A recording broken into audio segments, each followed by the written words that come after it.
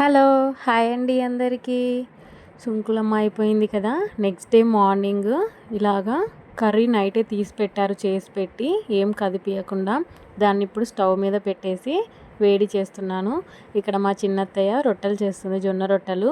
మీకు చూపిస్తానని చెప్పాను కదా, జొన్న రొట్టె ఎలా చేయాలో చూపిస్తాననేసి. నేనైతే చేయట్లేదు, మా చిన్నత్తయ్య చేస్తుంది. చూడండి, ఎక్స్పీరియన్స్ కదా, అందుకని ఫాస్ట్గా ఎలా కొట్టేసిందో చూడండి. అప్పుడే రొట్టెల్ని స్టార్టింగ్ నుంచి ఇంకొక రొట్టె చూపిస్తాను.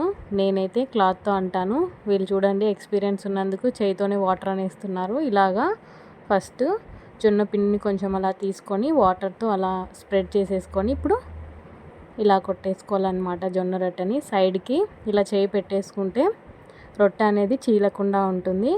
ఇలా ట్యాప్ చేసుకోవాలి రొట్టెని మొత్తం రౌండ్గా.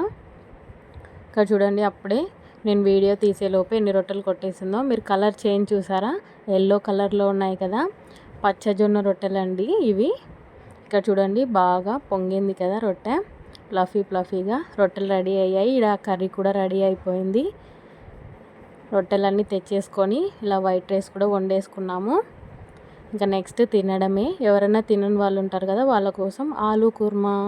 అంతే. Video subscribe.